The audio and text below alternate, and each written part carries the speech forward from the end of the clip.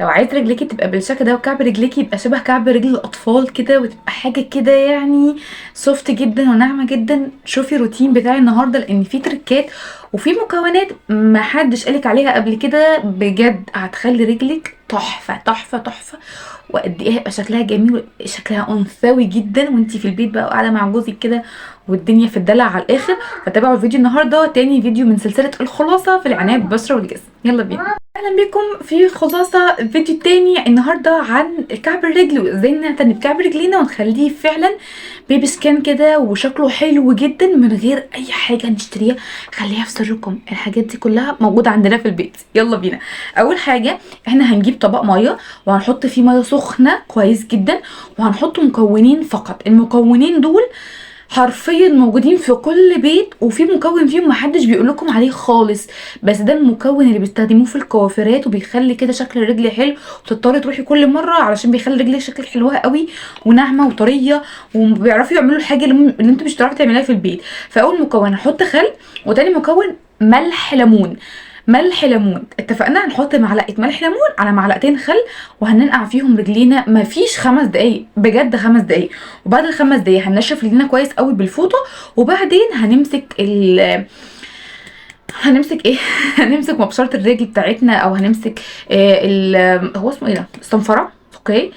صنفره الرجل، اي حاجه ما عندك اللي هو القالب دوت بتاع الرجل، اي حاجه اللي هو الحجر، اي حاجه، بس دوت بقى هتطلع جلد. انتي هتشوفي جلد ميت طالع بيتفرق كده من رجلك، مش طبيعي، مش طبيعي بجد. هتلاقي نفسك قاعده اكنك في الكوافير بتعملك باديكير ومانيكير في اعلى مستوى وبسرعه جدا، وحاجه كده يعني فول سيرفيس. المهم هتاخديه وتعملي رجليكي كويس جدا جدا جدا، وكعب رجليكي كويس جدا جدا جدا، وبعدين تحطي رجليكي تاني في نفس الميه شويه وتعملي رجليكي التانيه. المهم ان انت تعملي رجليكي على مرحلتين، لان كل مره انت هتنزلي جلد ميت جديد. بعد ما تعملي الحركه دي في كريمات وفي سكراب. في سكراب لازم نعمله، السكراب دوت يعني اختياري لو انت عايزه تعملي او مش عايزه تعملي، بس السكراب ده بيبقى حلو جدا. اي نوع سكراب عندك هتحطيه بقى على وش رجلك كده، وتدعكي وش رجلك كويس والكعب كويس كويس كويس، وتستني شويه بعدين تغسليهم. وهنغسل بقى بميه نظيفه ساقعه او دافيه عاديه، علشان ننزل من رجلينا كل الحاجات اللي كانت موجوده، الجلد الميت والشوائب، وطبعا الميه اللي فيها خل وملح ليمون. وبعدها هنعمل تركية مهمة جدا يا بنات، مهمة جدا. طبعا انا جايبه لكم النهارده مرطب احنا عارفينه اللي هو الفازلين، وحاجه متعودين عليها جدا. والمرطب التاني ما حدش برضو اتكلم عليه خالص لكعب الرجل، وهو زنك اوليف اللي هو بتاع حفاضات الاطفال وملطف للجلد. هتاخدي من ده نقطه بس على الرجل الواحده، بتاعكي بيه كعب رجلك كويس قوي، وبعديها على طول تحطي فازلين. يعني ده الاول بعدين تحطي فازلين. طب ده ليه يا ساره؟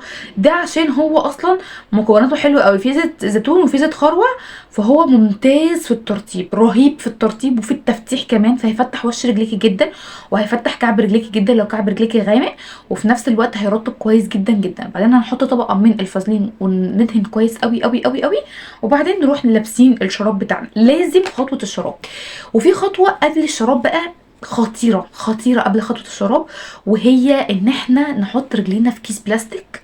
اوكي. هتحط رجلك كده، تجيبي كيسين بلاستيك، هتحط رجلك في كيس بلاستيك وتروحي لابسه الشراب عليها. اتفقنا؟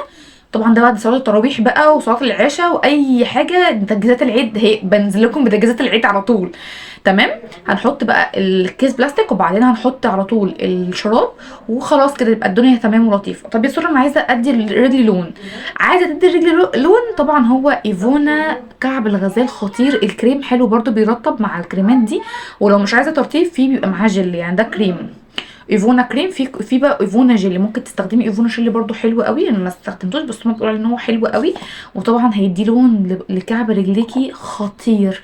اعملوا السكين كير دي واعملوا باديكير، وما تستنوش لحد العيد، يعني انتوا ممكن تعملوه من دلوقتي، تجهيزات كده، نقعد في البيت واحنا رجلنا حلوه ورايقه ولطيفه. عندك امتحانات وفي ثانويه، مامي انسه داخله على جواز وفرحك في العيد، اهم حاجه ان انت تهتمي بكعب رجليكي، لان الانثى بتبان من حاجتين مهمين، الشعر وهنتكلم عنه، وكعب الرجل بيبانوا طالما دول نضاف وريحتهم حلوه وشكلهم لطيف، يبقى انت كده انثى نظيفه وجميله ومهتميه بنفسك. اشوفكم على خير في فيديو جديد في الخلاصه، ومع السلامه.